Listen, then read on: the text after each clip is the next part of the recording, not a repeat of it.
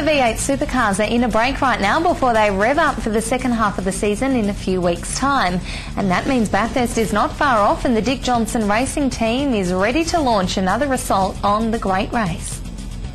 It hasn't always been smooth sailing for Dick Johnson Racing, but this year the team is looking pretty good, and one of the reasons why is the performance of Will Davison in the number 18 car. Probably exceeded my expectations, taking the round win earlier in the year at Eastern Creek and scoring my second race win of the year just a couple of weeks ago at Winton. So yeah, really happy with the progress the whole team's made. We're all in really good spirits, and really pumped about a second half of the year. Well, he's certainly come of age. Will has over the past 3 years that he's been driving with us, and I think he's done his apprenticeship now, and he's done his apprenticeship extremely well. He's come through it with not too many dramas, and certainly no enormous wrecks along the way and things like that.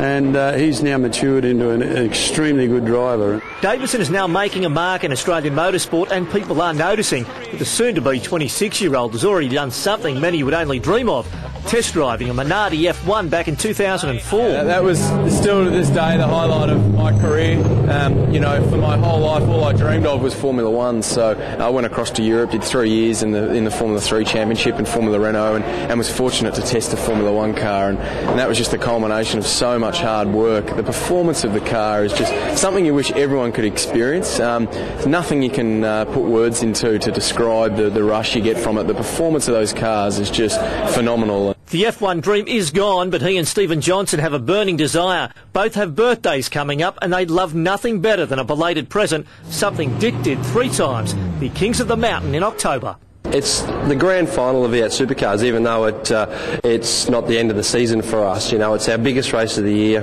and we get our biggest crowds there, and it's a track that's unique to no other in the world. And you get a lot of European drivers coming over here racing Bathurst just because it's such a special place. Steve has been with this team through some very tough times with Dad Dick, as the team almost collapsed financially, but they've come through that, and there just might be a dynasty forming. Steve's son Jed is only 4, but has already fallen in love with the V8 and manages to get into the pit area, even though he's underage.